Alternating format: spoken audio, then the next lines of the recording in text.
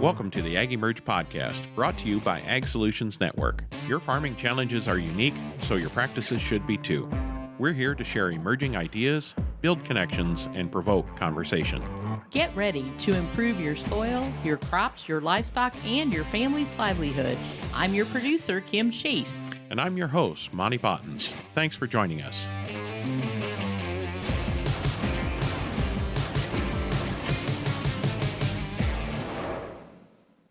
Thanks for joining us today. We're bringing you a great conversation with Dr. Liz Haney, founder of Soil Regen and co-founder of Regen Mills and Heritage Ground. Liz is a soil and ecosystem scientist with experience in regenerative agriculture education, soil health testing and analysis, carbon, and conservation practice modeling. Today, Monte and Liz unpack all of those areas, including soil testing in the regenerative space, carbon, mobile milling, and everything in between. Liz walks us through her journey where she says, in order to solve a lot of the problems we're facing with water quality, climate resilience, healthy food, healthy people, that regenerative agriculture is the way forward. So let's listen in. Welcome to this episode of the AgEmerge Podcast. We're pleased to be joined by Dr. Liz Haney. Thank you so much for being here today. Thank you for having me. Well, it's pretty awesome that we can have you on the show here to talk a little bit. We've got lots of things we can go over today, but first we want to start with your why, your story. Why, what makes you who you are, and what you're all about.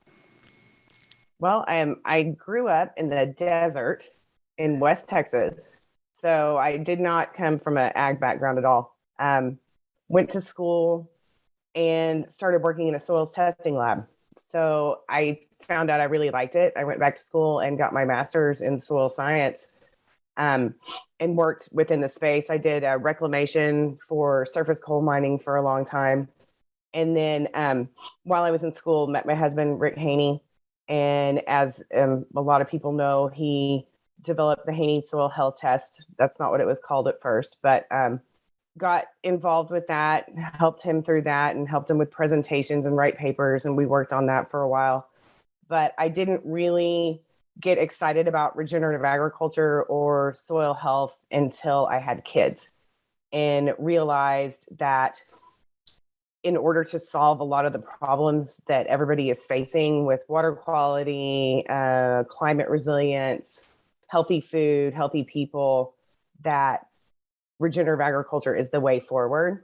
And it got me very, very excited about it. And my heart just exploded into the space after that.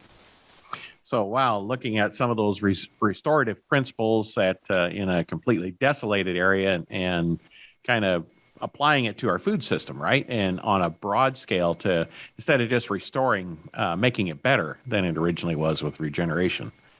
Pretty neat. We all have different on-ramps into this regenerative story, don't we? Yes, we do. Everybody's different. It's kind of interesting how we all wind up in that tribe of people who are fighting for the soil. So you mentioned early on you got to work with Rick there, and now is the soil test named after you or him? We're going to have to ask this here. It's named after him. Oh, okay. Yeah. I'm an innocent bystander, really. Okay. You're just guilty by association. Guilty by association, which has been good. So talk to us about those early days and development and of how Rick came about that and your role in contributing to that, how the soil health test came about. Okay, so he started in graduate school. He was a little later going back to graduate school, but he had worked in Oklahoma with some farmers there and kept seeing them struggle. Helped them out on the farm for many years, starting when he was like 18, and how they were totally subject to the commodity market and the climate and weather, and doing their best, but sometimes couldn't make it that year. Sometimes going bankrupt. Things didn't always turn out. So he wanted to figure out a way to really help them cut their input costs. So the Haney test started out as a way to identify additional sources of nitrogen that we weren't seeing with soil tests previously, because technology changes over time. and we want to keep up with the times. And a lot of the tests that everybody was using were from the 60s or earlier even. So he wanted to find those additional sources of nitrogen that he knew that were there, and started researching that. And so it really started out as a soil fertility test. It wasn't until later that I think when he met like Ray Archuleta, things started developing that the whole soil health connection really started coming into play.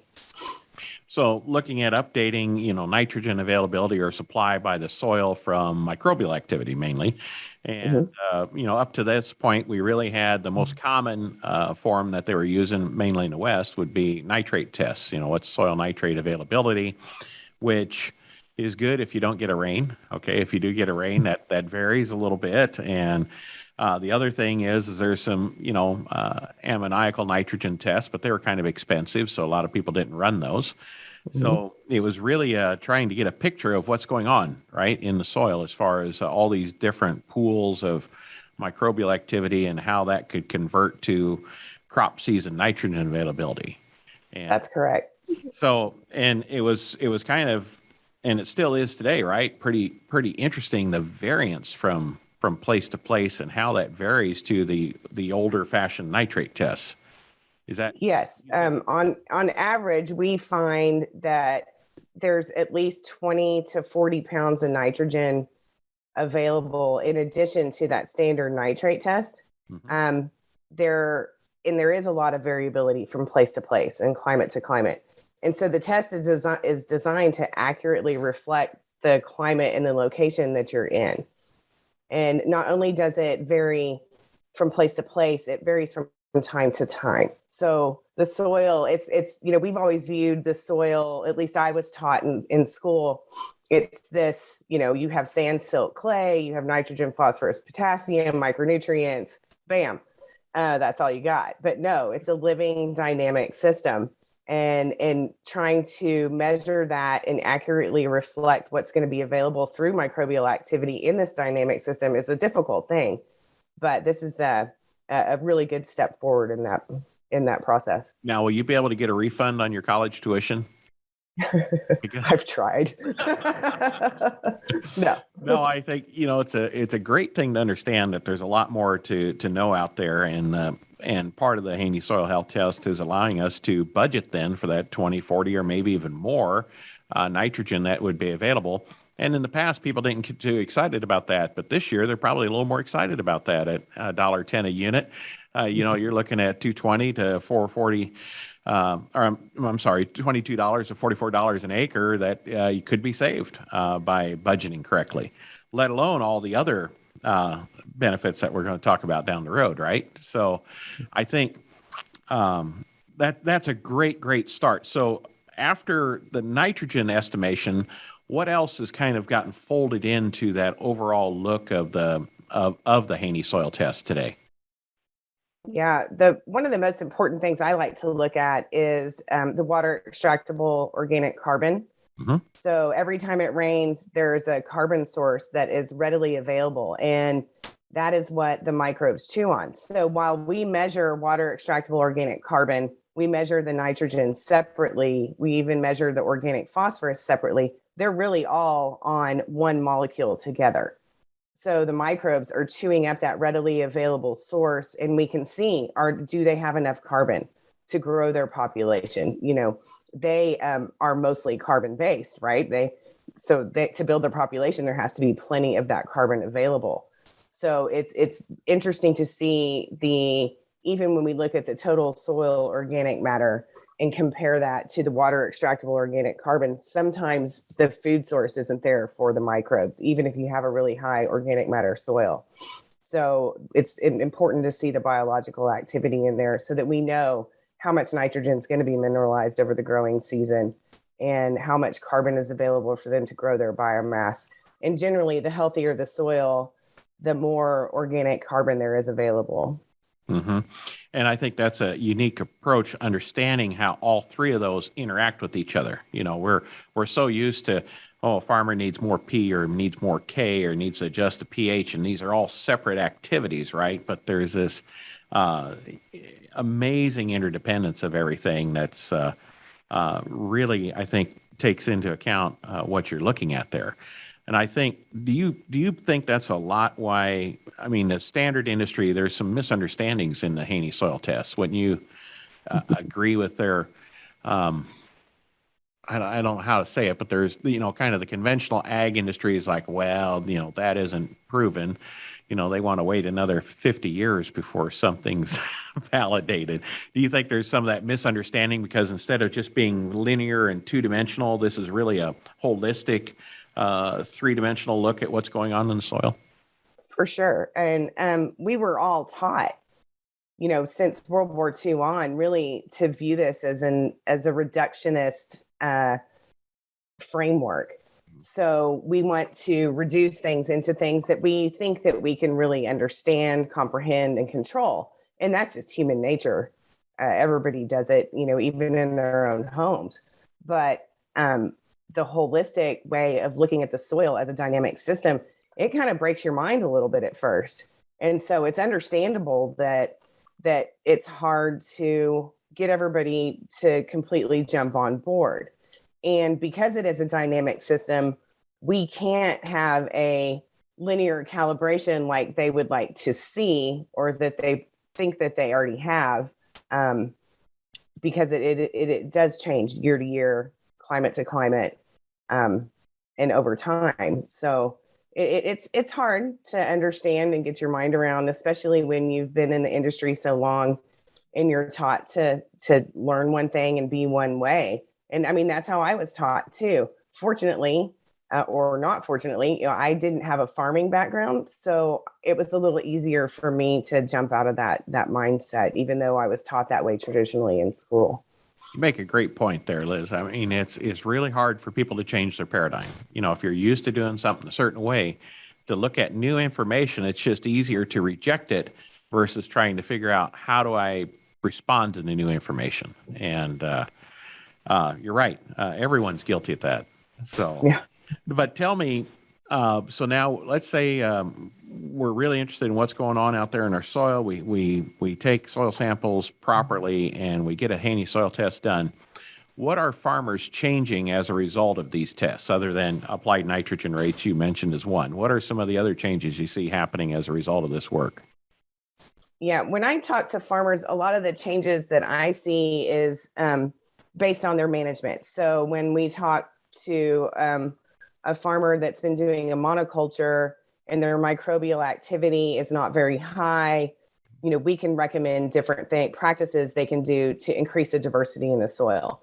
So for example, if a farmer has been growing just corn on corn on corn, increasing a crop rotation, increasing the variety in their rotation, adding in a mixed species cover crop, we can see the effect of that after time goes by, that the microbial population also increases in diversity. And the way we know it's in diversity is because the microbial population responds differently to the extractants, they have higher respiration, they're much more active.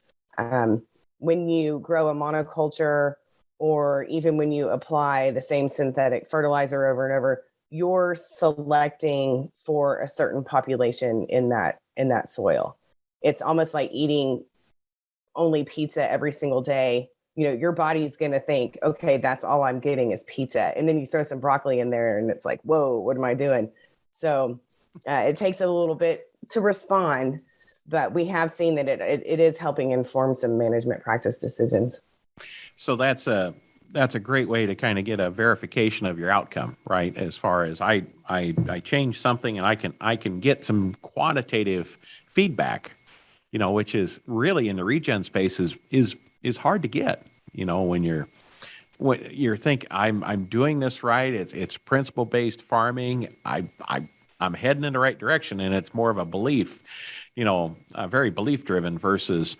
The nice part is this can kind of backfill that with a quantitative result. So what are some other things you see coming down the road that is there value for proof of a crop or an animal is raised on a soil that had a certain soil quality index or something as a result of the test. Yeah, we can use the test to verify on each farmer's soil whether they are improving their soil or not, instead of a lot of times standard soil testing or the way that people have been viewing regenerative practices. They might be comparing a row cropper on high quality corn ground in Iowa versus someone in Kansas that has a completely different climate and soil type. So Rick and Lance Gunderson are working on ways to compare each farmer's soil against itself to determine if they're improving their soil. And then as far as how that relates to crop quality, there are some different people who are looking into testing nutrient density.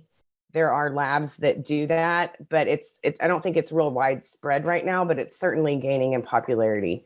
And in fact, I read a paper today out of Croatia, I think, where they have found that there is some research that is showing that healthy soils are definitely producing more nutrient dense foods. And so I'm really looking forward to that data becoming more readily available and widely published, so we can reference that and amend our practices to create that more nutrient dense food.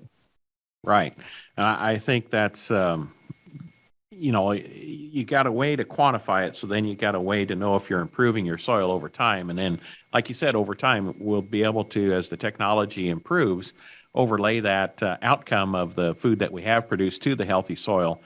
And that's great. And I love what you talked about, benchmarking a farmer against themselves instead of against the perfect plot land, because not all of us have David Hula's farm, or not all of us have, flat black Illinois or Iowa grounds. So right. That's great. We're taking a short break to share that the AgEmerge Podcast is brought to you by the team at Ag Solutions Network. Rooted in innovation, ASN is committed to leaving the land better than we found it, not simply maintaining it. We're here to help you navigate the balancing act of productivity and building a legacy. From practices to products, ASN is more than a new jug. It's a new way of thinking. So don't be afraid to be different. Be afraid to be the same. Contact Ag Solutions Network today at asn.farm. And now, back to our show. As far as the carbon part of the equation, you referenced early water extractable or organic carbon. There's many, many different forms of carbon within the soil. And, if you ask a person on the street, carbon's bad, right? But carbon's essential for life. It's everything about soil functions on it. What do you see as far as, carbon has to go through different stages of transition to become a stable fraction in the soil. How is our understanding improving on carbon sequestration, right? Right now, we all are about putting carbon in the soil, but we can't measure it. We don't know what it's happening. We don't know at what depth. Talk to us a little bit about that whole carbon question of carbon sequestration in the soil and kind of get us up to speed to where we are today and where we hope to go in the future. Yeah. So right now the benchmark is doing, soil organic matter or loss on ignition for total organic carbon. And that's your stable source. Mm-hmm. That doesn't tell us 100% what's actually happening in the soil. And it goes back to that reductionist thinking. Yes, we want to increase that store. Everybody wants to go from 1% organic matter to 4%. And that's great because you're going to improve the structure of the soil. You're going to improve water holding capacity. Everybody knows that. Right. And of course, we want to sequester it out of the air. But a lot of that is a very dynamic situation. So this all happens through photosynthesis, of course. And you have to have a living plant on top of the soil in order to be able to sequester carbon. And so there is quite a bit of research being done about how all of that interacts with the microbial population, how the sugars are pumped out into the soil, what happens to them, how is the fungal community living and dying, and then in return, contributing to that total soil organic carbon source. So I think right now we're again looking at it from a reductionist way of thinking, because that's what we have.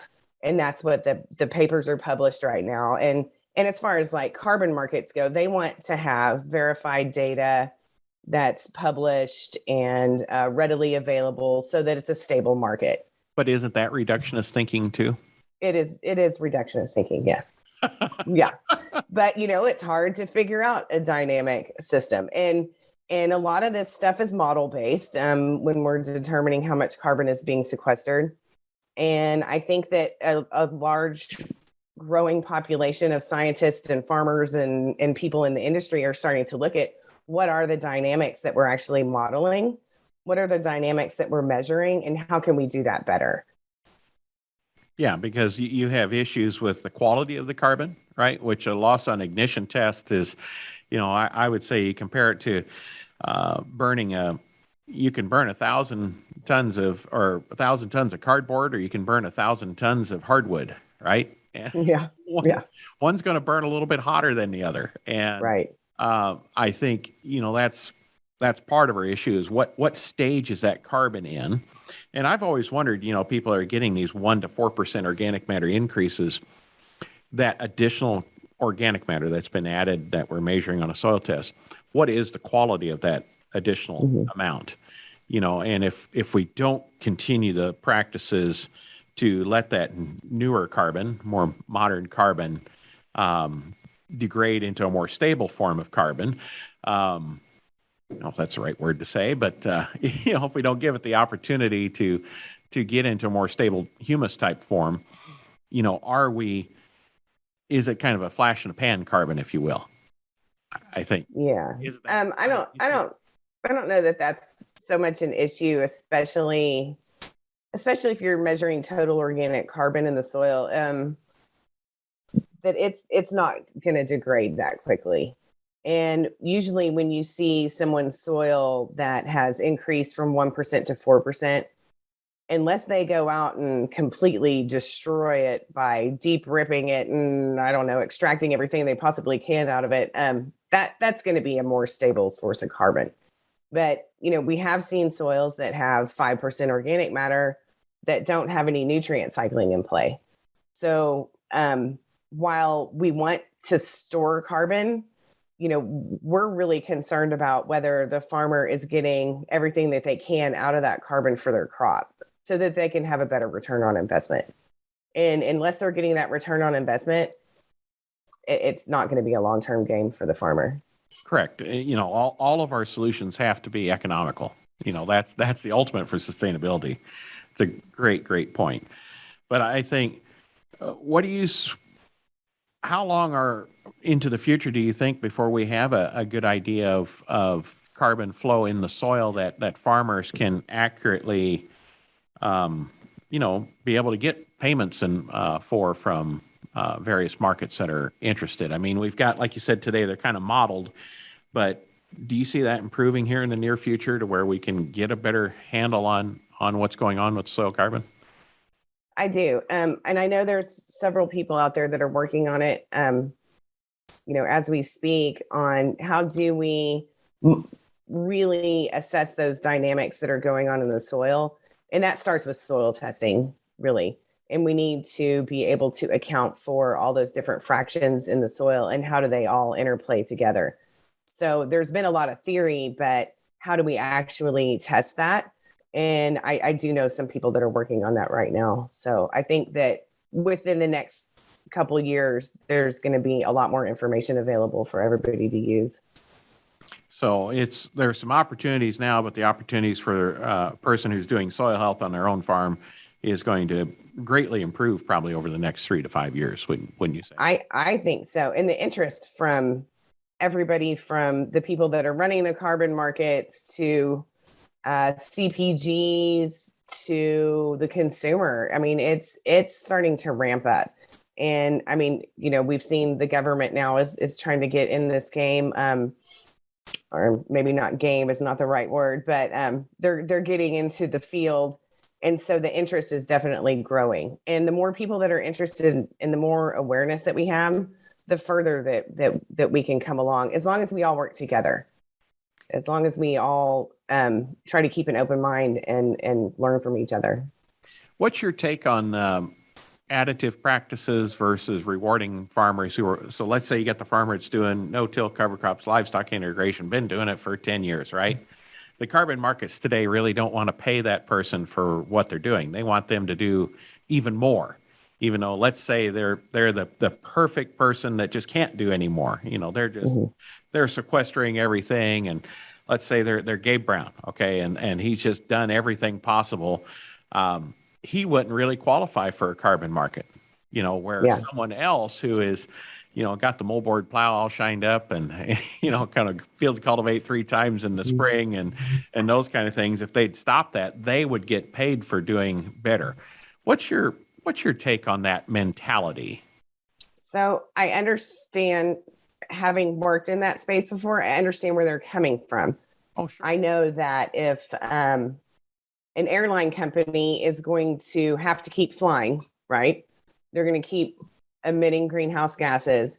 They want some new greenhouse gases put in the soil. And the way that the thinking is now is that you're going to have to change practices to do that. That's the way that the models work right now. What we're ignoring in that process is that somebody like Gabe Brown or a lot of the regenerative farmers that we work with, they have their soils primed and ready. They're not done. They haven't stopped sequestering carbon just because they're doing these practices. Great point. So how do we account for that? And why aren't we accounting for that is my question. I know just because one farmer has gotten up to 3% organic matter, I can look at their results in another 2 years, and now they're up to 4.5. So why couldn't they get paid for that as well? Correct. Because, even we'll pick on Gabe because he's not here to defend himself, even though let's say he's at 11% there at his home farm and he's not doing anything different. Let's just say he keeps doing the same animal crop rotations for the next 5 years. Mm-hmm. His soil will continue to improve, even though his practices, his soil hasn't caught up to where his practices are at. And that's what you're saying is we need to find a thing for that. Or we just need to tell Gabe, go out there with the moldboard plow it under for 1 year so you can start over and do the additive. Oh, no. Right? Let's not do that. No, let's not do that. Let's do a great carbon liberation so we can qualify for the carbon market. No.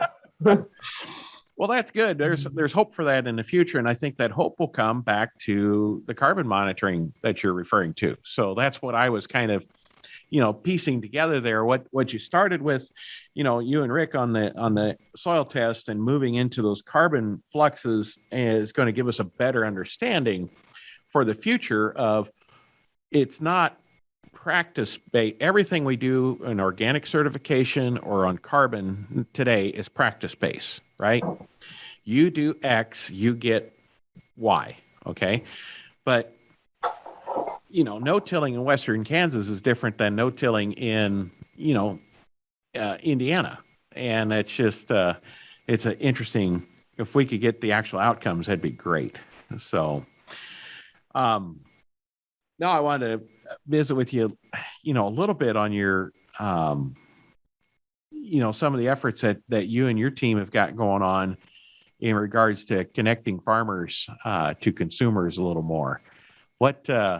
Talk to us a little bit about some of the initiatives you guys are going after in order to help farmers that are raising crops right get the most value they can out of them. So we've started Regen Mills, which is a mobile milling service that we provide for regenerative farmers. So we can go from regenerative farm to regenerative farm and mill products like cornmeal, grits, flour, bag it for them, and then they can either direct sell those products or they can get on our e-commerce site and we can help them market it if they don't have the time to do it themselves. And so we had seen some people wanted to do regenerative milling and then build a mill in one location and maybe have the farmers ship their products there, their grain there, and then have it milled and shipped out. And a couple of concerns that we had was that, the shipping in and of itself was going to reduce their profitability margin. And then identity preservation is a huge issue. If you have a really large mill, sometimes you might have to, combine the grains and everything. And what we want is that on each package of that farmer's flour, we want the consumer to be able to see their story on that bag and scan a QR code, go to a website, learn about their farm, learn about their practices, so that we're really connecting the consumer to the farmer that is doing these practices. And in doing this, they can increase their return on investment significantly.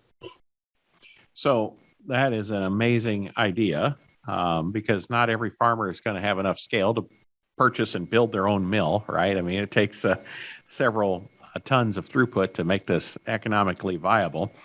And I like the fact that it's mobile, so you can go to everywhere. And I think you were talking about having, maybe you stop at one place and farmers within a certain radius can all come to that one place if there are smaller farmers involved. What's it look like when you guys going to kick this off and hit the road? So we should have the mill built out by February, with shipping and everything, how the shipping thing is going these days. It's taken a little longer to get parts, but we have some farmers that already have their grains cleaned and stored properly that we can probably start milling like at the end of February, maybe beginning of March, and then we'll be able to roll right through the harvest season and move around to after wheat harvest and then through corn and do the whole year. So we're really looking forward to that. Well, that this is a really big deal, and you hit it really quick there, Liz. But I mean, talk to us about how the idea come up. What all does it take to make this happen so far? Yeah. So the idea came up. Really, we were hearing about other people wanting to build a stationary mill, and got on the phone with Russell and Sarah, and Russell was like, I can build a mobile mill. And so we said, okay, let's do it. That's kind of how everything happens on our team. We have a great idea and then we just go for it. But the process has been, getting the farmers on board and seeing who all wants to do this. We've had a tremendous response. We have about 18 farmers that are involved right now that want to be a part of this. And we get calls a lot from farmers all the time wanting to join. So we're trying to start small, but we hopefully will build out a couple more mills in the future where we can add farmers as we go. So getting everybody on board, we have to do lots of prep for food safety considerations. Sarah's really good at that. She has been looking into that, and we have to do it for every single state as well as like FDA regulations. So because we're mobile, there's a lot more details and bureaucracy that we have to go to through for every state.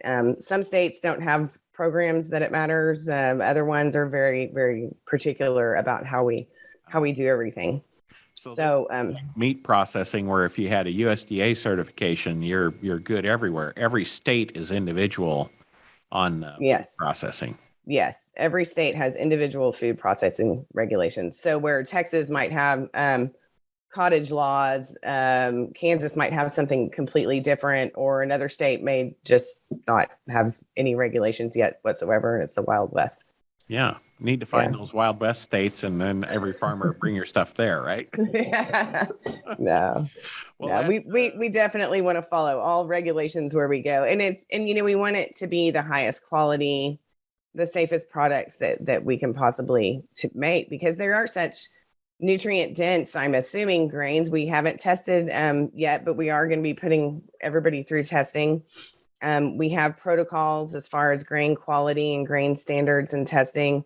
We have soil testing protocols and to make sure that they meet regenerative standards and practice standards. So we're being very thorough in our paperwork and our onboarding and getting everybody out so that the consumer does have the assurance that they're getting the best available regenerative product out there. Well, that's a really, really good thing. Now, how I know a big, stationary mill in Kansas that's doing, 1 million bushels a day or something, or a crazy amount of volume has some huge economics of scale issues. How is this for a farmer going to work out? Is there enough savings in that whole supply chain to apply to the extra cost of milling that this is going to work out and be able to be competitive with stuff in the store, or how do you see that penciling out for guys? Yes. So, I mean, the flour is going to be more expensive than what you would buy it at Walmart for sure. Mm-hmm. And, they deserve that premium. But compared to, 1 acre of commodity or of regenerative grains done through the mill the return on investment is going to far outweigh what they can do on, 50 acres of commodity corn. So as this gains steam and the consumer becomes more and more aware, the profitability is definitely there. And we're not telling the farmers to go out and plant, 50 acres of heritage corn so that we can mill that, because we want them to start small and we don't want them to have a whole lot of risk in the process as well. Mm-hmm. So the return on investment is definitely there, and we're helping to build out alternative markets for these products as well that go into spirit production and possibly breweries wanting to use their grains as well. So we're trying to do everything we can to make sure they have a market for what they're growing at this time. So the market, the consumer is looking for these more unique type of opportunities. You mentioned heritage type of varieties. I know one of the things that was discussed is, open pollinated corn, heritage open pollinated corn, probably some heritage wheat varieties. How are those different? And, why is the consumer interested in those? Yeah, so we're doing all non-GMO and heritage grains. From everybody that's done like taste testing on these and the grits and everything, the heritage corns have a different flavor. We know that like the alcohol produced from these heritage corns have a different flavor profile, and the consumer can taste that. The yields are a little bit lower on the heritage grains, but also are the inputs.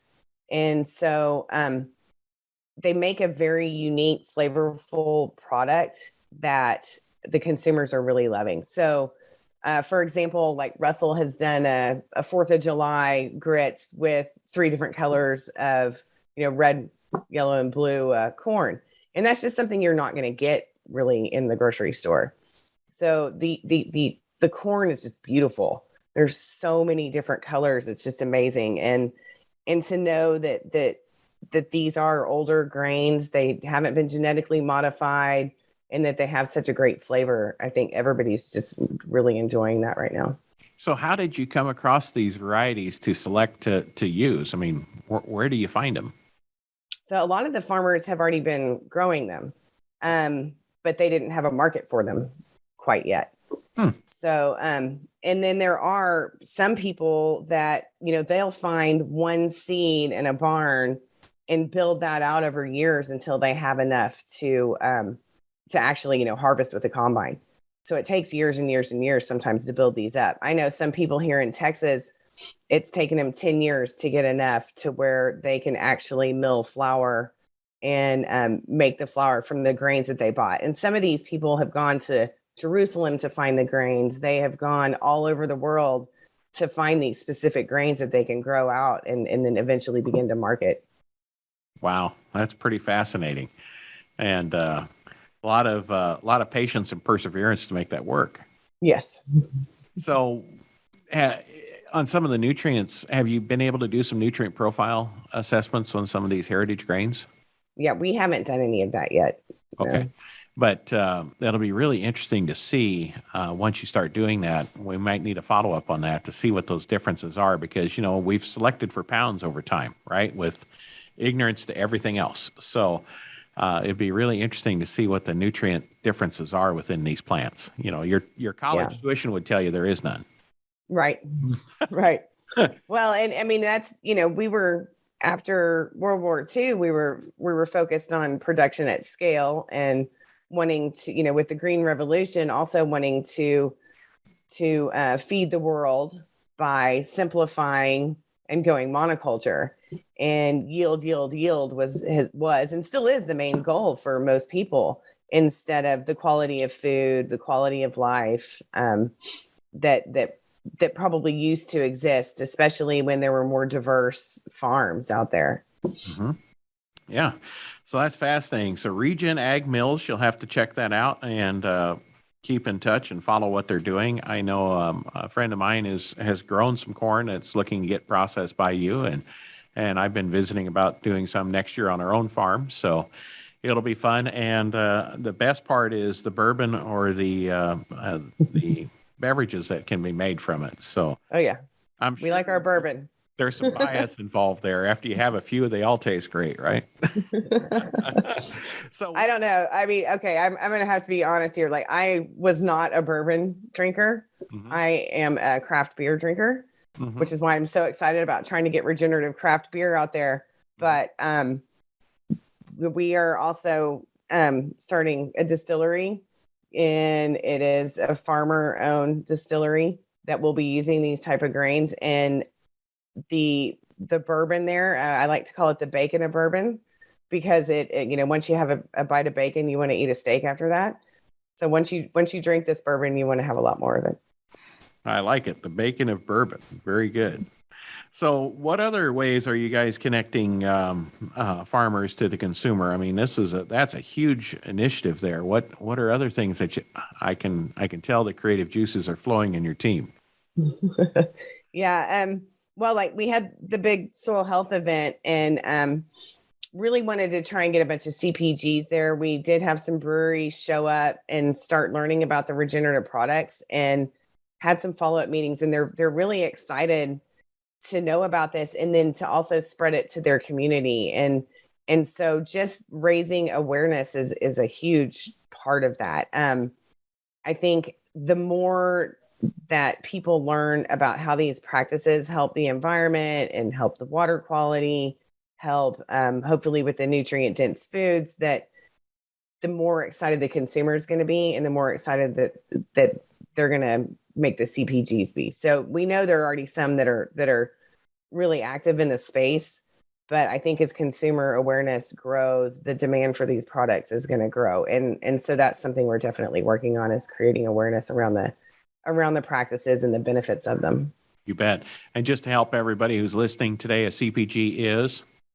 A consumer product good company. Sorry. There you go. No problem. See, you're in the space all the time. Not everybody listening is. So just want to make sure everybody knew what that was. So no, there's the consumer wants it, right? The providers or the restaurants or product makers, beverage makers, they want it to differentiate themselves, right? So really the missing link is getting us farmers on board to grow it and make it available to make it happen.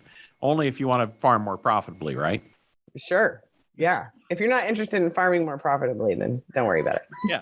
Just what you're doing. Yeah. So talk to us about Soil Regen, your group, and you, Russell and Sarah, what you guys are up to, what you're all about, what's your vision for the future? Yeah. So we work with farmers. We do our own events. We help watersheds put on events and educational awareness. We work with companies that want to get the word out and put together events. But the unique thing is a lot of times these events happen. Farmers will come, they'll get all excited about it, and then they go home and they don't have any support. And so we have a really good group of farmer consultants that we work with. And every single one of us is committed to following up and making sure that each person that came to that event that wants more knowledge or wants more information has the support that they need. So we're planning on follow-up webinars, field days. We'd like to help farmers get connected with other farmers in their area so that they can have peer groups. And we're building out the infrastructure so that everybody works together to gain the knowledge. And we met with a couple people this week, different organizations that are really interested in helping with that process as well. we know through all of our work over the years that, not one group can do this alone. Not one person can do this alone. And it really takes a village. And it's kind of like raising a baby. So it's going to take the whole community to get together to help every single person along this process, so nobody gets left behind if they're interested in making the changes. Yeah, that's excellent. And, that's one of the things we try to do too is it's one thing to give the person the idea, but it's another thing to help them along the, every decision process of, okay, how are we going to do it? What tools does it take? What operational management does it take? How does the accounting change? How does the, profit center change? What does a budget look like? And what are other things we need to look at to make sure that it works versus just, a lot of things are, you can learn a lot on YouTube, but the problem with the YouTube is that if it doesn't work out for you, their video still exists out there, right? But right. A personal relationship with somebody who's accountable to you, then that changes your prospects for success. So that's awesome. Sure. Just want to take a minute and ask anything else that you'd like for us to have brought up today or have talked about today. Well, I just hope that everybody stays tuned, and we just sent out a survey to follow up from our big soil health event, and really trying to ask the people that attended what they want for the future, what kind of programs and events that they want to see, how involved they want to be. Do they, what kind of workshops they want, because we really want to cater our further educational services to meet the needs of people. So we really need to hear back. So even if somebody wasn't there, we would love to get everybody's opinion on how we can best help serve them. Because as a team, we want to build out the best and most effective programs. And if we don't get feedback from, the participants and the farmers and the people within the community that need help, we won't be able to shape the programs the best that we possibly can. Yeah, very good. Very good. No, the soil health movement is certainly underway, and, quantifying what's going on with the test and the future of what's possible with carbon are two big components. I love how you're helping farmers connect to a market, get more value for what they are doing on their own ground, try to extract some of that value of what they've been doing for years with soil health.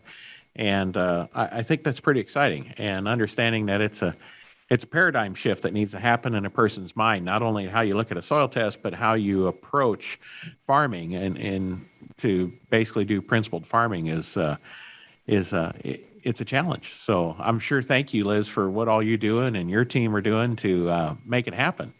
Thank you.